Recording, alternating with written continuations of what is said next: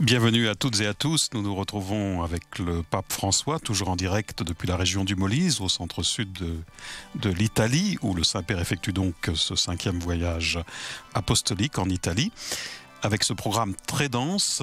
Et à présent, le pape à Isernia pénètre dans la cathédrale pour saluer un instant les malades, avant de retrouver la population, l'ensemble de la population de cette région, sur la place, le parvis de cette cathédrale.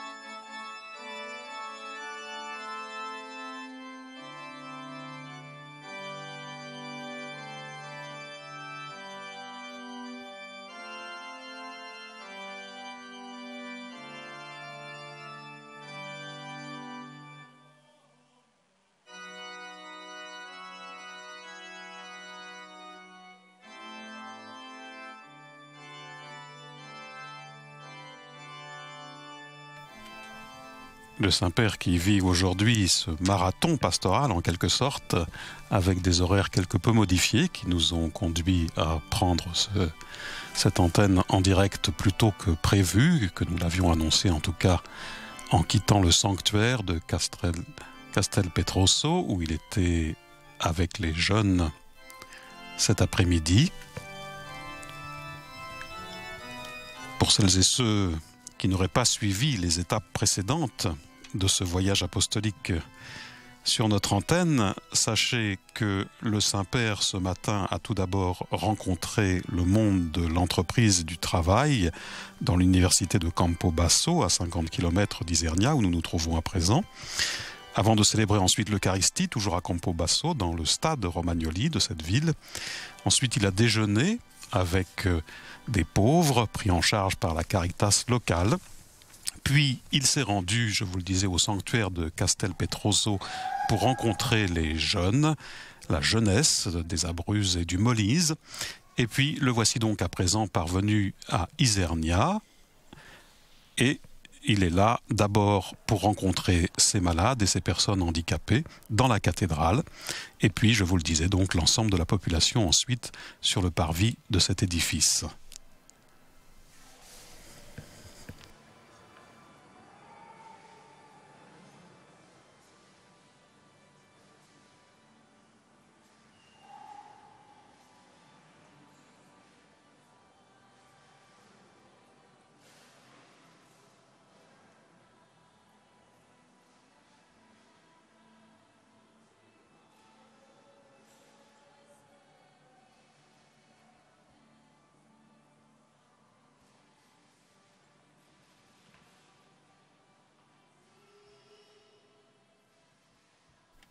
Sachez que le diocèse d'Isernia, dans lequel nous nous trouvons à présent avec le Saint-Père, eh bien, est sous la responsabilité de Monseigneur Camillo Cabotti, nommé par le pape François à ce poste en mai dernier.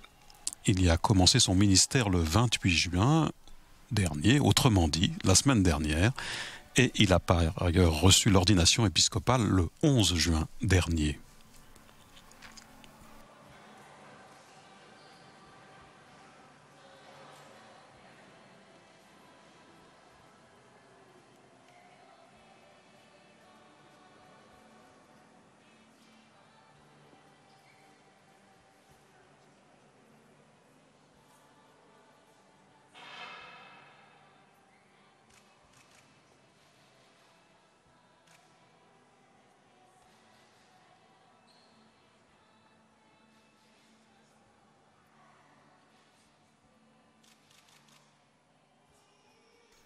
Monseigneur Cibotti, que vous apercevez en ce moment même à la gauche du Saint-Père.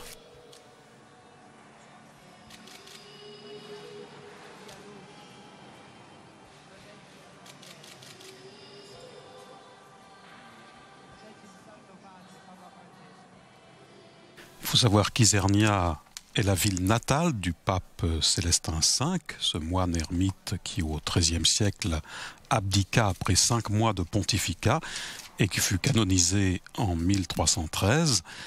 Les évêques des Abruzzes et du Molise ont voulu convoquer une année jubilaire pour célébrer le 8e centenaire de la naissance de ce pape remarquable qui a consacré sa vie à la recherche de Dieu.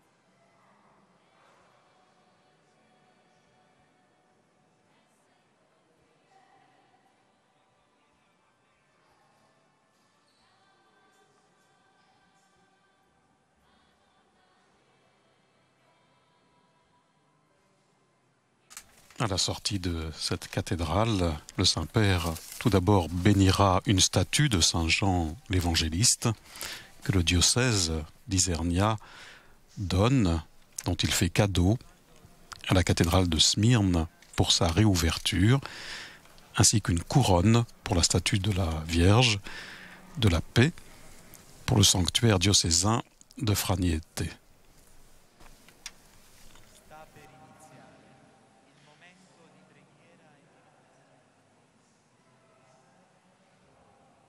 Il faut savoir que la cathédrale catholique de Saint-Jean d'Izmir, de Smyrne, a été reconsacrée solennellement le 30 septembre 2013.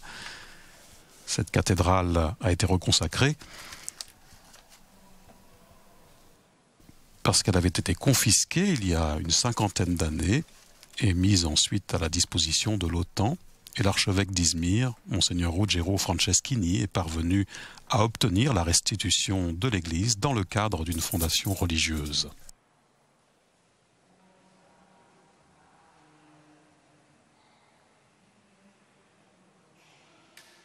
L'église de Smyrne, une des plus anciennes de toute la chrétienté, déjà citée dans l'Apocalypse de Saint Jean.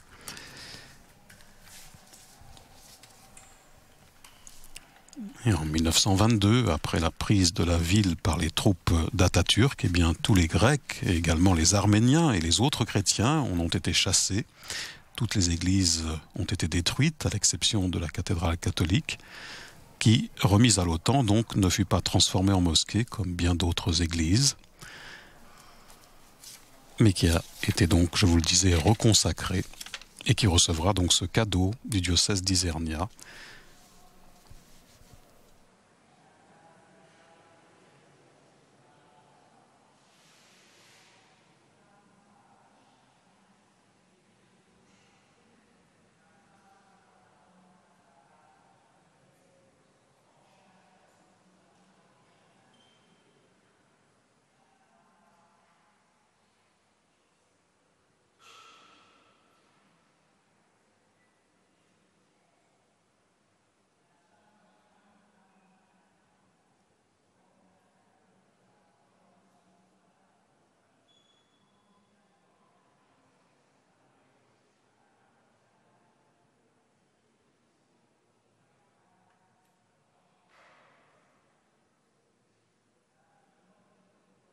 Cette cathédrale d'Isernia, dont vous découvrez l'architecture,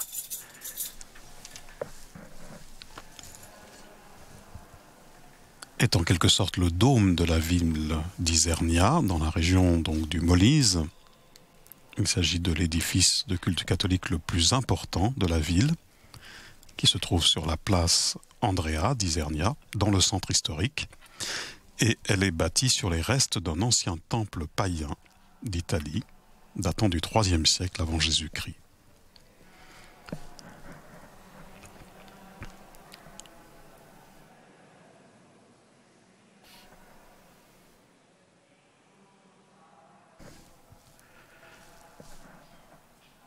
Sachez en outre évidemment que son aspect actuel est le résultat de nombreuses interventions effectuées soit après tous les séismes intervenus dans la région, soit suite également au projet de restructuration de l'édifice lui-même.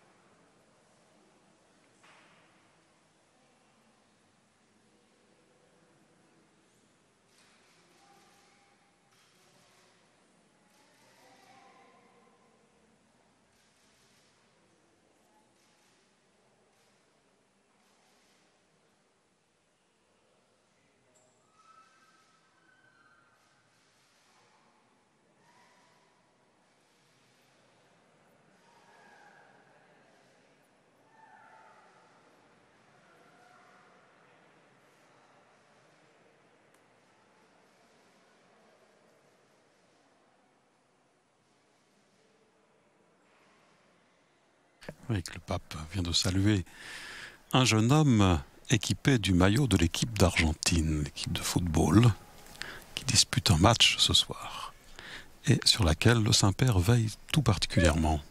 Oui, le match qui commence à 18h.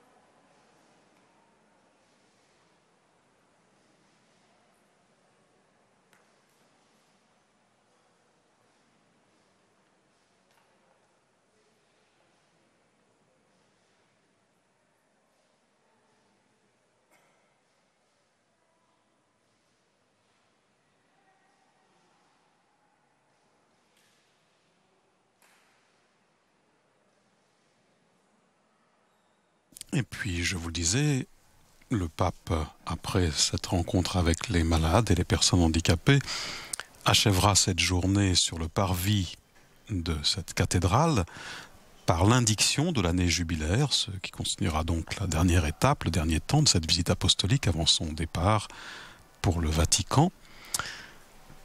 Année jubilaire pour Pietro de Morone, qui deviendra Saint Célestin V.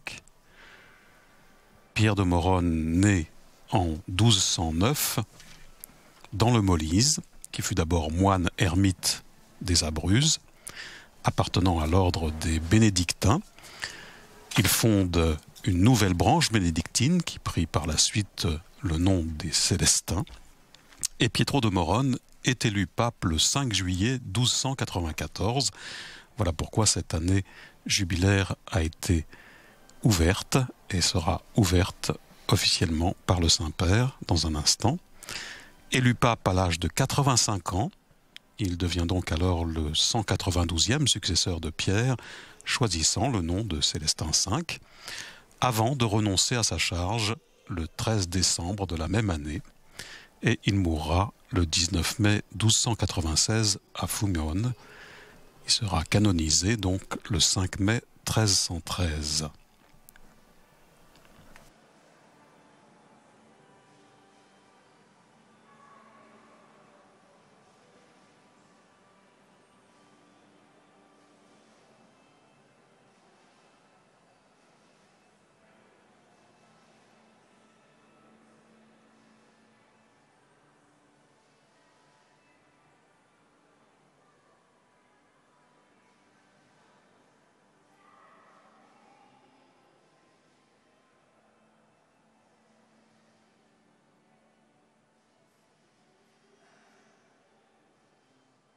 Il faut savoir que plusieurs papes très proches de nous, aussi bien Paul VI que Jean-Paul II ou Benoît XVI, se sont rendus à la basilique de Collemaggio pour se recueillir au pied du mausolée de Saint Célestin V.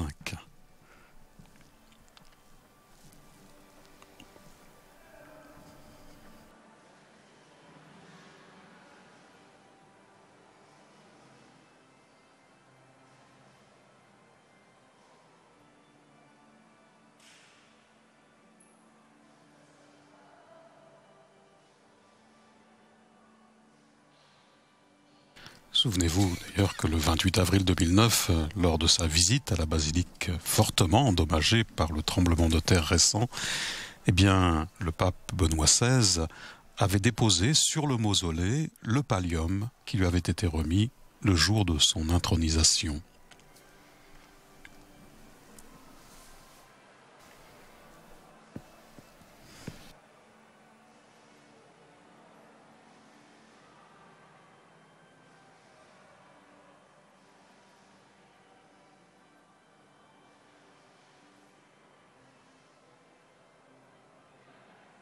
Le pape Benoît XVI était d'ailleurs également rendu à Sulmona le 4 juillet 2010 à l'occasion du 8e centenaire de la naissance de Saint Célestin V.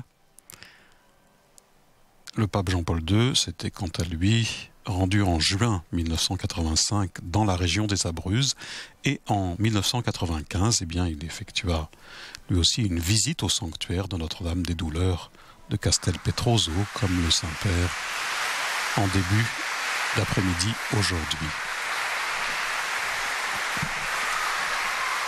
Voilà pour ce moment toujours très important pour le pape François, privilégié dans son souci pastoral de rencontre avec les malades et les personnes handicapées.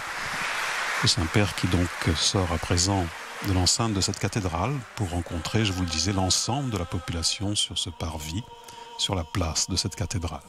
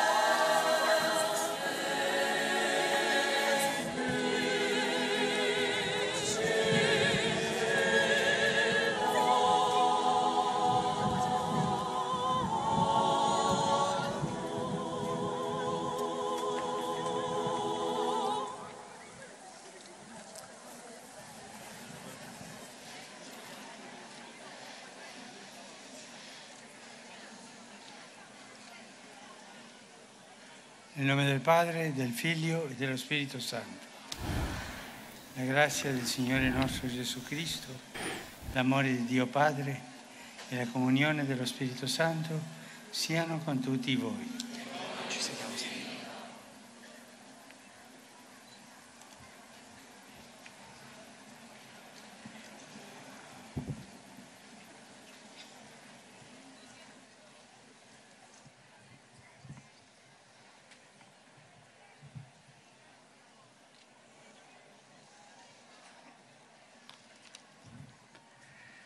Et voici d'abord le mot d'accueil donc de l'évêque.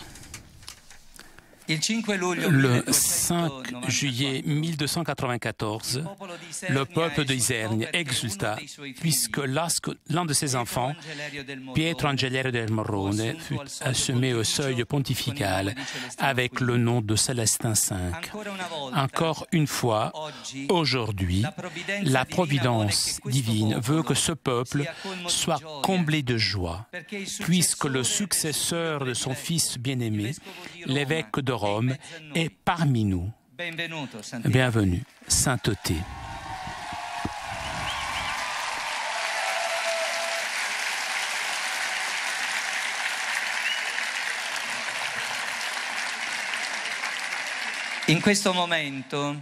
Dans ce moment, nous nous sommes serrés avec force et tendresse par votre cœur de Père. Et cette accolade ne s'arrêtera pas là, puisque cette accolade sera alimentée par la prière.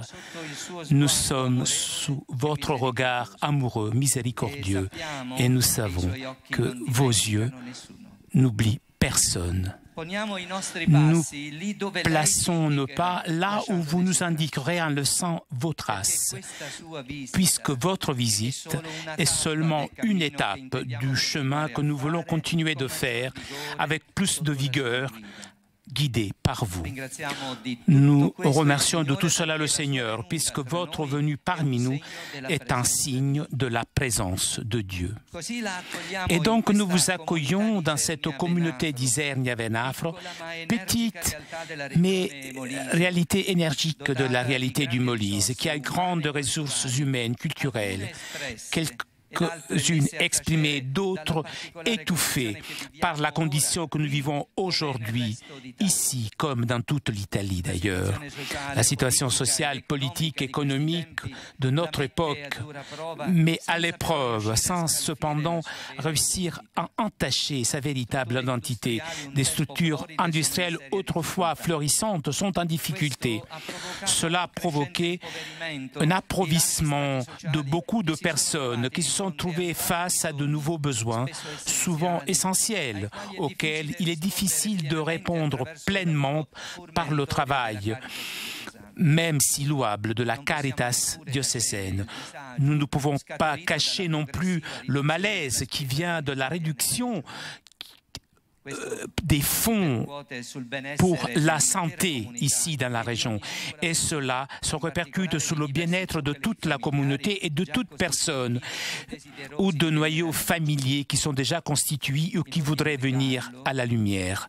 Il ne faut pas le nier. Même la foi est minée par de reflux de sécularisme et de formes de piétisme et de dévotionnisme qui risquent d'emprisonner le chemin de l'Église. Et pourtant, cette communauté qui est ici devant nous, qui était éprouvée par le chômage, n'est pas une communauté pauvre.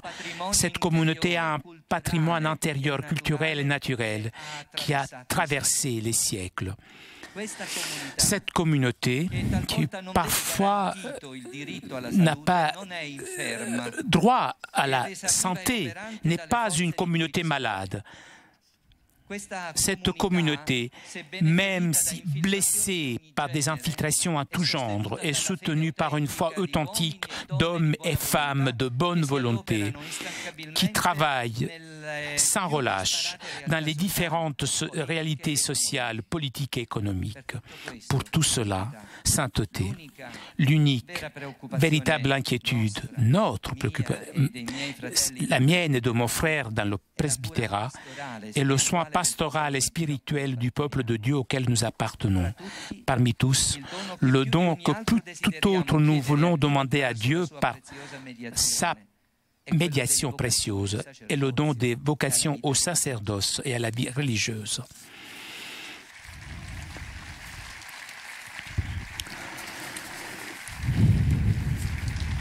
Seulement le Seigneur, par nos pauvres personnes, peut générer des enfants pour son Église. C'est à lui donc que nous confions notre prière.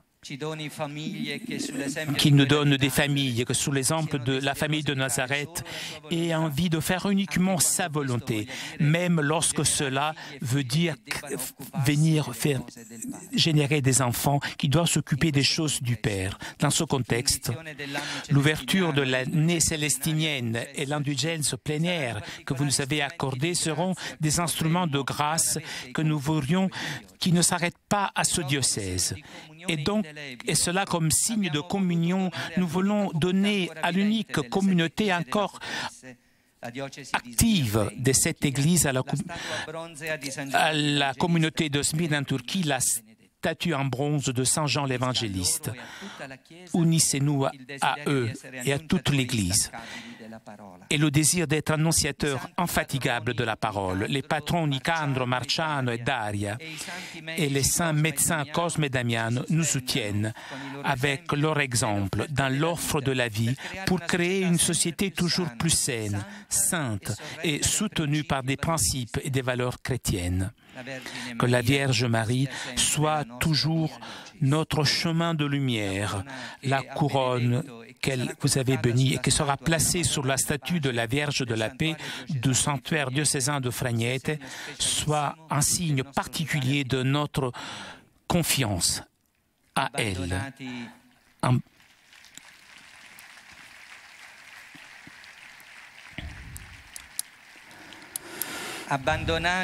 Abandonnés entre les bras de la plus tendre des mamans, nous vous demandons, bénissez-nous, sainteté.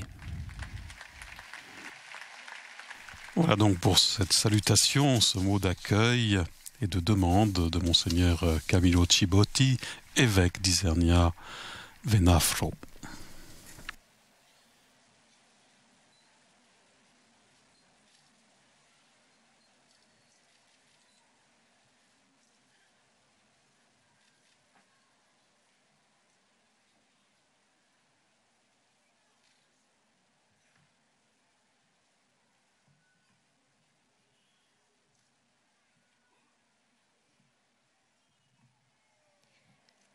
Dal trattato sulla vita e i miracoli di San Pietro Celestino. Traité de la vie et Saint Pierre Célestine écrit par ses disciples. De la miséricorde que notre Saint-Père avait pour les pauvres et les nécessiteux, du grand désir qu'il avait de sauver les âmes, de son élection et couronnement à pape, et du trésor ouvert de la miséricorde divine. Sur la miséricorde de cet saint homme, il y a beaucoup de choses à dire, mais à partir du moment qu'elles sont connues par tout le monde, nous en parlerons brièvement. En faisant croître, en créant de ce nouvel ordre avec des lieux et des lieux temporels, le saint homme, il essayait de garder, de prêcher et de montrer par l'exemple la pauvreté, au point que lorsqu'il sentait que se multipliaient les brebis et d'autres animaux dans son ordre, tout de suite il les faisait vendre et il donnait l'argent auprès de lui. Et donc il le distribuait à ses pauvres, ou alors il faisait construire des lieux nouveaux. Il avait beaucoup de compassion des pauvres, au point que dans la région où là où il habitait, il n'y avait pas de château ou village où il ne connaissait pas les pauvres qui y habitaient. Mais les pauvres venaient vers lui de toutes parts et il donnait l'aumône abondamment, fréquemment, par la main de fidèles messagers, il envoyait l'aumône à des femmes et aux pauvres qui ne pouvaient pas se rendre chez lui. Et donc, il a scandé qu'il y avait des jeunes filles qui allaient se marier avec une grande joie, leur donnait une dot. Il faisait vendre aux frères les calices d'argent et les vêtements de soie destinés à l'utilisation liturgique le faisaient vendre ou donner à d'autres églises, afin que personne, les frères pouvaient s'amuser avec des objets précieux. À tous ceux qui venaient lui demander l'aumône, s'il avait, avec une grande joie, il leur donnait. Autrement, la promettait, fixant le jour où il devait revenir chez lui, ce pauvre. Qui suis-je pour raconter la charité de ce saint homme?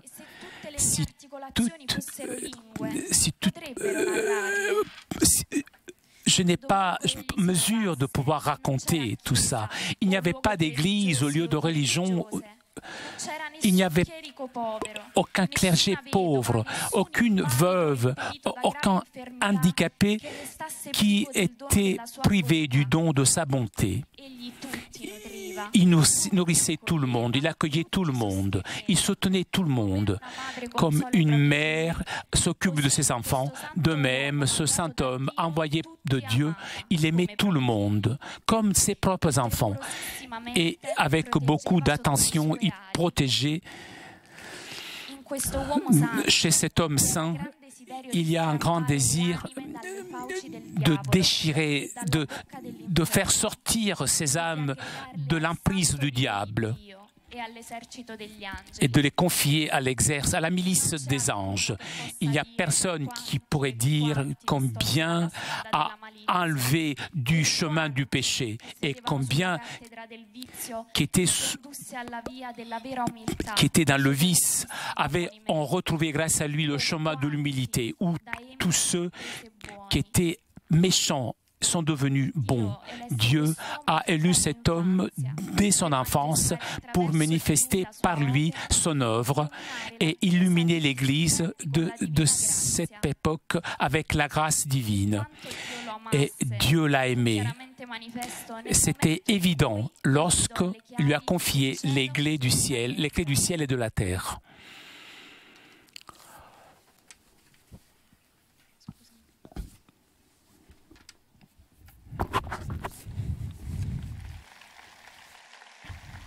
Voilà donc pour cet extrait de la vie et des œuvres de Saint Célestin V. Après sa mort de Pope Nicolas IV de mémoire, pendant 3 ans et à plus, la Sainte Romaine Église a resté sans pasteur. Plus d'une fois, les cardinaux s'étaient rassemblés pour élire un nouveau pasteur, mais d'aucune façon ils arrivaient à trouver un accord entre eux.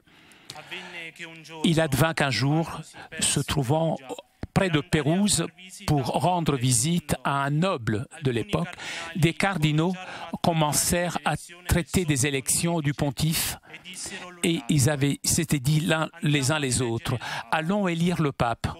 Peut-être Dieu, dans sa pitié, s'occupera de son troupeau. » Et donc, avec l'aide de Dieu, ils partirent pour réaliser cette œuvre. Une fois prié, celui qui dans le collège avait la première voix a dit « Au nom du Père, du Fils et du Saint-Esprit, Amen.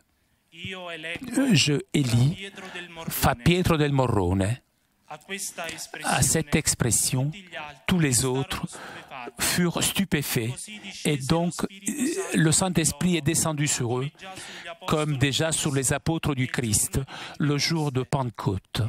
Et tous, ensemble, s'exprimèrent avec ces paroles.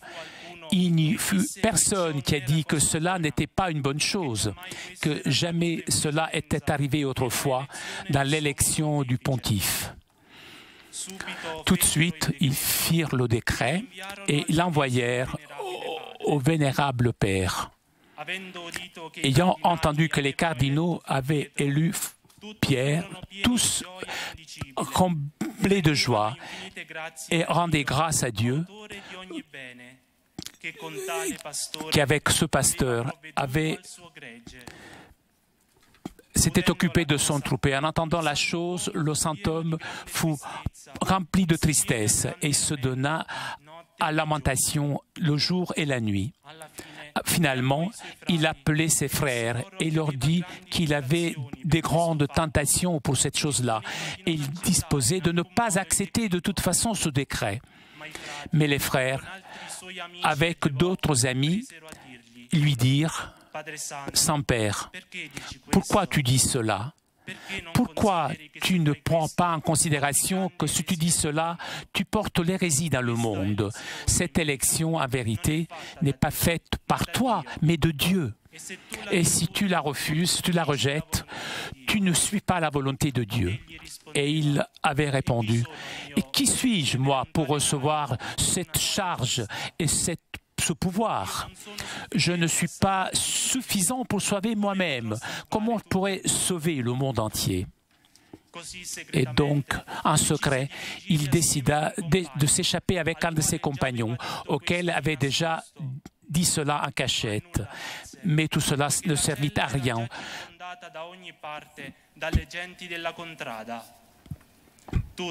Tous, en effet, craignaient cela. Et en connaissant son humilité, il pensait que jamais il aurait accepté cette dignité. Le saint homme ne savait pas quoi faire et où se retourner. Il avait peur d'aller à l'encontre de la volonté de Dieu et il avait peur, s'il avait accepté, de ne pas pouvoir être utile à l'Église de Dieu comme tout le monde attendait. Dans ce combat, il pleurait et il priait Dieu. Et finalement, il accepta ce décret divin. Après cela, il quitta sa cellule, il descendit dans le mystère de Saint-Esprit qu'il avait fait construire de nouveau et il passa là quelques jours. Par la suite, il se rendit à Rome pour recevoir la couronne et le vêtement liturgique. En partant, il ne voulait pas des chevaux, mais ayant présent l'exemple de son Seigneur, il commanda qu'on lui apporte un âne. En entendant cela, les rois, les cardinaux qui se plaisaient, qui avaient de beaux chevaux, de beaux cavaliers, étaient admirés par son humilité. Et il essayait de le faire changer d'avis, afin qu'il ne déshonorât pas l'Église. Lui, cependant, il n'accepta pas. Il a fait préparer un âne et il arriva à L'Aquila. L'Aquila, qui est une ville qui s'y trouve dans cette région. En arrivant dans la ville de L'Aquila, dans l'année du Seigneur 1294, il fit venir les autres cardinaux et il fit porter la couronne et le vêtement apostolique qu'il a reçu avec honneur et avec une grande participation de peuple dans la fête de la décollation de Saint Jean le Baptiste. Depuis ce moment, il ouvrit le trésor de la miséricorde que le Christ lui avait confié et il l'appliqua abondamment à tous ceux qui étaient vraiment repentis et confessés. Le premier jour de son couronnement, il avait accordé cette indulgence à tous ceux qui avaient assisté, confessé et vraiment repentis, afin qu'ils soient acquittés de la faute et de la peine. En entendant ceux qui étaient dans les régions les plus éloignées, que le Père de miséricorde avait grand ouvert le trésor de la miséricorde, tous coururent, ayant désir de se désaltérer à cette source. Et donc, le 8e jour de son couronnement, il accorda la même indulgence à toutes les populations qui étaient venues. Il s'agissait d'une grande multitude.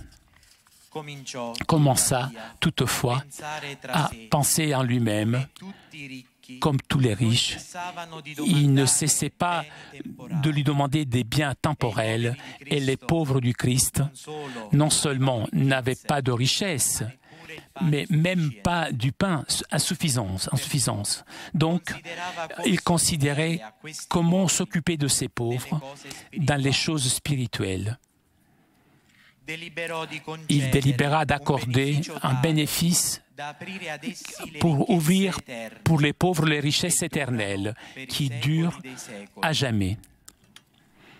Et donc, dans l'église de Sainte Marie de Collemaggio, il créa une telle indulgence pour laquelle quiconque, après le baptême, vraiment repenti et confessé, chaque année venait dans cette même église, dans la fête de la décollation de Saint Jean le Baptiste, il fut acquitté de toute faute et de toute peine. Et cette indulgence, il la confirma avec un sceau écrit.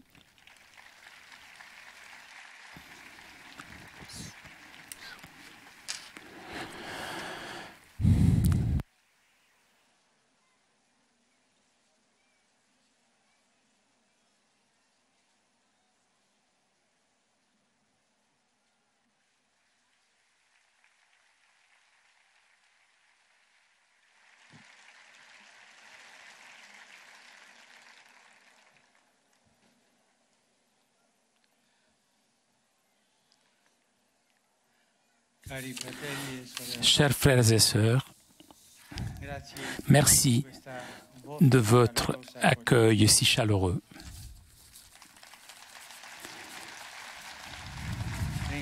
Je remercie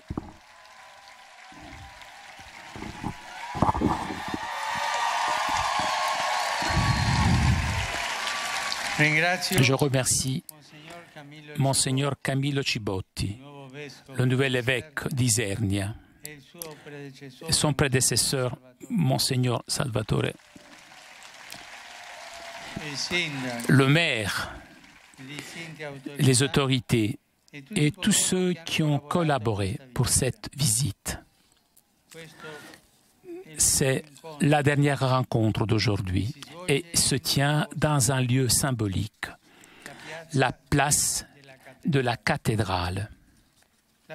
La place est le lieu où nous nous rencontrons comme citoyens. La cathédrale est le lieu où nous nous rencontrons avec Dieu. Nous écoutons sa parole pour vivre comme des frères, citoyens et frères. Dans le christianisme, il n'y a pas d'opposition entre sacré et profane dans ce sens. Citoyens et frères.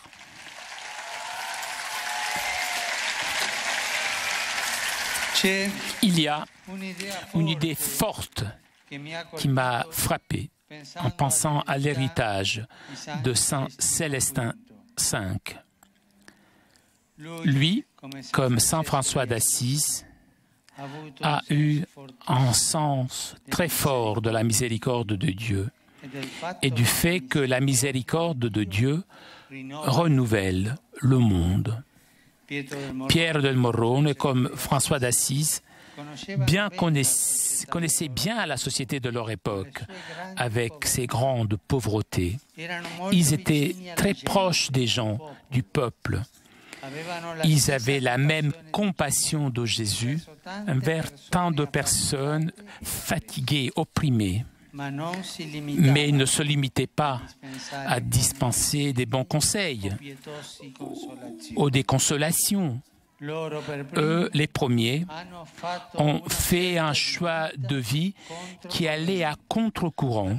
Ils avaient choisi de se confier à la providence du Père, non seulement comme ascèse personnelle, mais comme témoignage prophétique d'une paternité et d'une fraternité qui sont le message de l'Évangile du Christ. C'est toujours me frappe qu'avec leur compassion aussi forte pour les gens, Ces saints ont ressenti le besoin de donner au peuple la chose la plus grande, la richesse la plus grande, la miséricorde du Père, le pardon.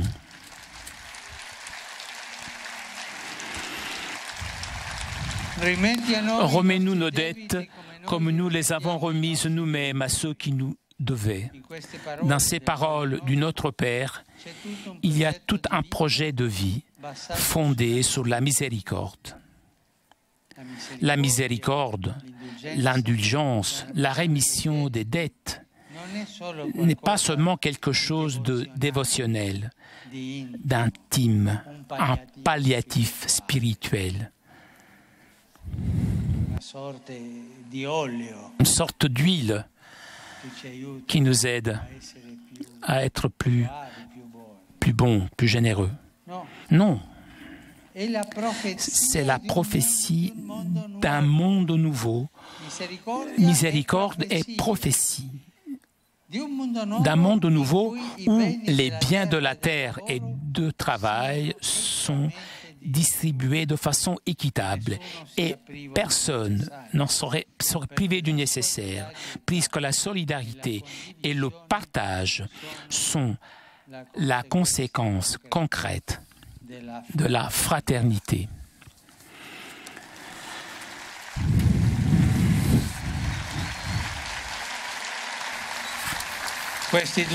Ces deux saints ont donné l'exemple. Ils savaient que, l'un était diacre, l'autre évêque de Rome.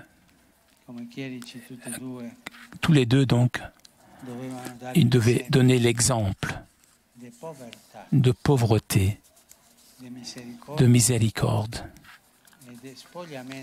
de spoliation totale d'eux-mêmes. Et voilà donc le sens d'une nouvelle citoyenneté que nous sentons fortement ici, dans cette place devant la cathédrale, d'où nous parle la mémoire de Saint Pietro del Morrone, Célestin V. Voici le sens actuel de l'année jubilaire et cette année célestinienne, que de ce moment je déclare ouverte.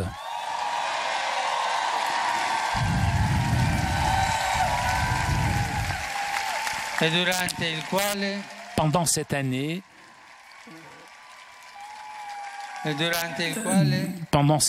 sera grand ouverte pour tous la porte de la divine miséricorde. Il ne s'agit pas d'une fuite, il ne s'agit pas d'une évasion de la réalité, d'oublier les problèmes. C'est la réponse qui vient de l'Évangile. L'amour comme force de purification des consciences, force d'un renouveau des rapports sociaux, force de créer, de projeter une économie différente qui placerait au centre la personne, le travail, la famille, plutôt que l'argent ou le profit.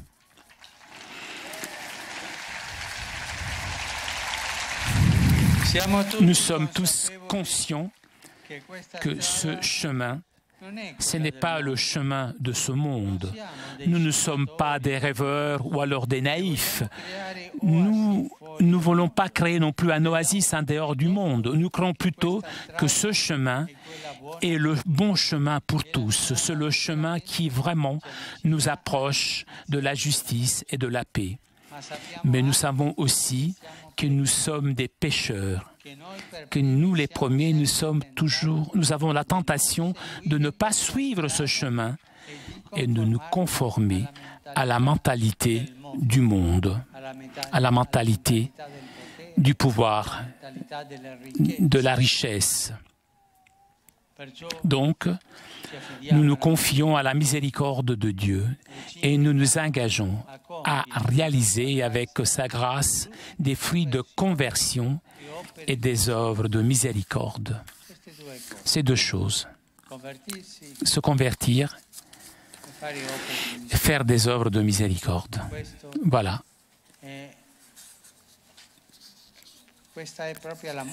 C'est la musique de cette année jubilaire. Et c'est l'année célestinienne qui nous accompagne et qui nous soutient toujours dans ce chemin, la Vierge Marie, Mère de miséricorde.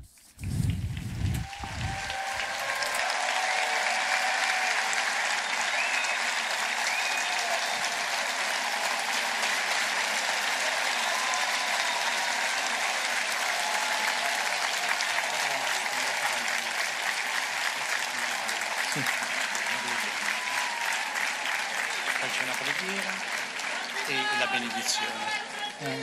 Padre nostro prima? Lo cantano. Sì.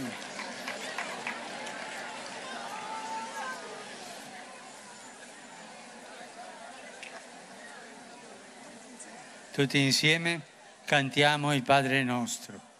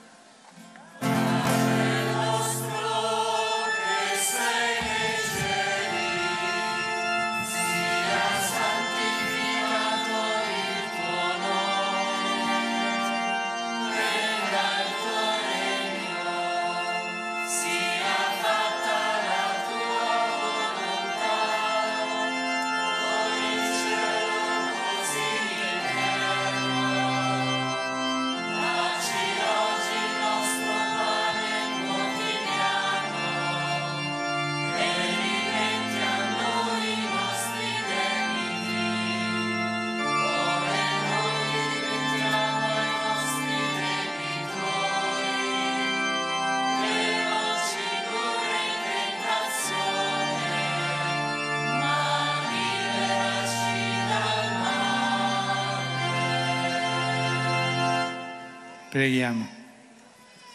Oh Dio, tu con ammirabile provvidenza. Toi qui avec providence t'as placé que le moine Pierre Célestin était élu pontife et tu lui as ensuite inspiré le renoncement au ministère du pasteur suprême.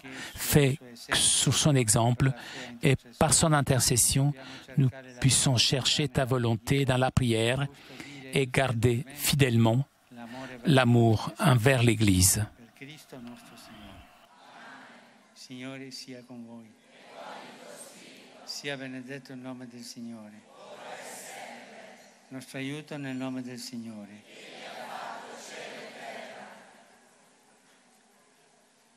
E con questa benedizione, avec cette bénédiction, je vous accorde l'indulgence plénière. Dio onnipotente, Padre, Figlio e Spirito Santo.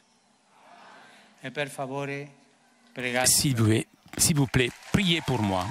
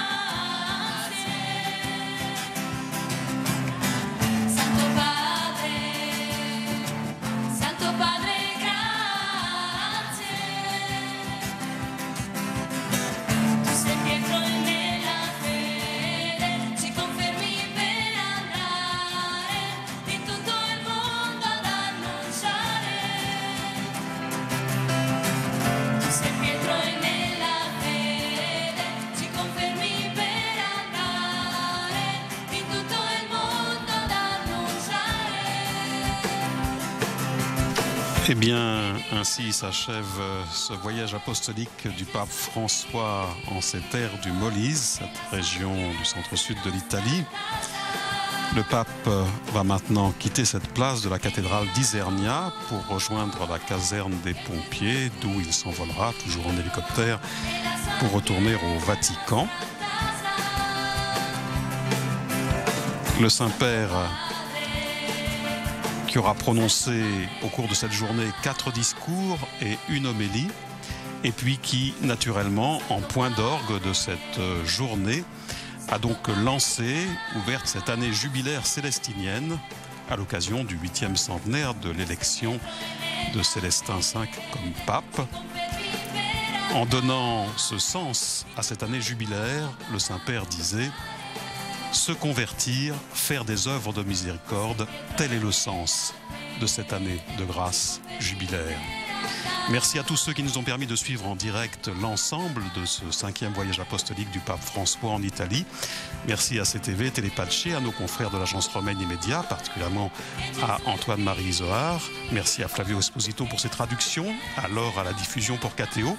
Merci à vous de votre grande fidélité. Nous retrouverons le Saint-Père demain en direct aux alentours de midi pour la prière de l'Angélus.